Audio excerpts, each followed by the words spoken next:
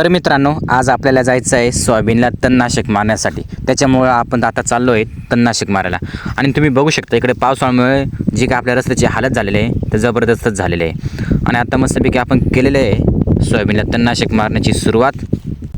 आणि आता आपलं तणनाशक पण मारायचं होत आलेलं आहे।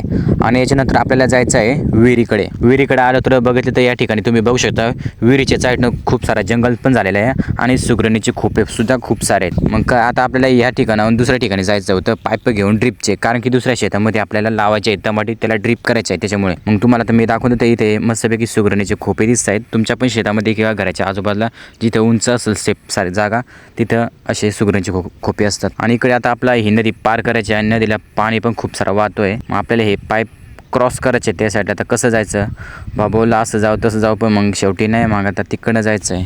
शेवटी एका ठिकाणी आपल्याला थोडी उतळ जागा सापडली आणि त्या ठिकाणावर पाईप अशा प्रकारे पाण्यातून क्रॉस केले त्या साईडला। मग मला तर खूपच सारा भेव येत होता, कारण की खूप सारं पाणी पण चालू होतं।